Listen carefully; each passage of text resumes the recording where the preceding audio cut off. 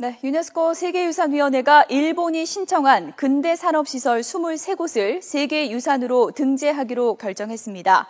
한국과 일본은 일부 시설에서 조선인 강제노동이 있었다는 역사적인 사실을 반영하는 문제를 놓고 치열한 접전을 벌였고요.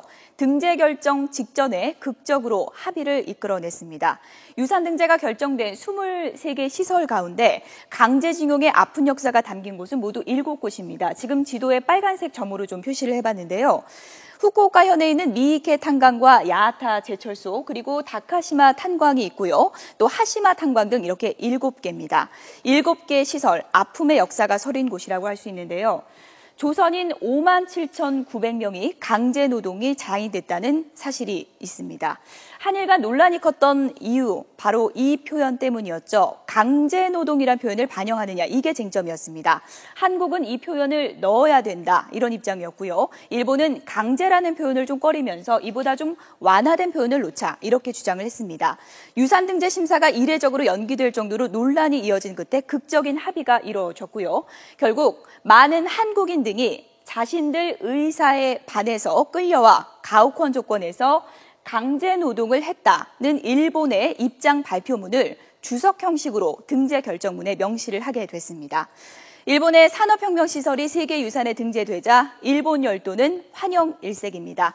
이번엔 취재기자 연결해서 일본의 반응이 어떤지 알아보겠습니다. 도쿄 연결합니다. 최명신 특파원. 네, 도쿄입니다. 네, 등재가 하루 연기되면서 일본도 마음을 좀 졸였을 것 같은데요. 지금 반응이 어떻습니까? 네, 일본 산업혁명시설의 세계유산 등재가 확정되자 일본 열도는 안도와 환호에 휩싸였습니다. 아베 신조 총리는 정말 기쁘다며 선인들의 유산을 보존하고 다음 세대의 계승을 위해 결의를 다지고 싶다는 담화를 발표했습니다. 세계유산이 있는 해당 지자체도 축제 분위기입니다. 애초 등재 심사가 하루 연기되며 마음을 졸였지만 결국 등재가 확정되자 여기저기서 환호성이 넘쳤습니다.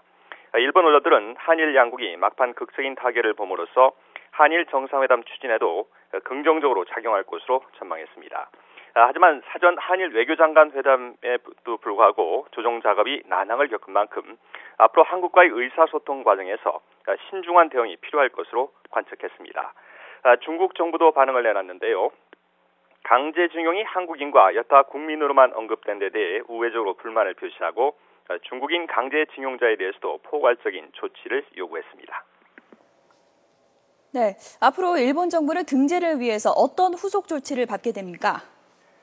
네, 일본은 세계유산위원회의 심사가 끝난 후 1940년대에 많은 한국인이 자신의 의지에 반해 가혹한 환경 속에서 강제 노역을 했다고 밝혔습니다. 그러면서 정보센터 등 희생자들을 기리기 위한 적절한 조치를 할 준비가 돼 있다고 덧붙였습니다.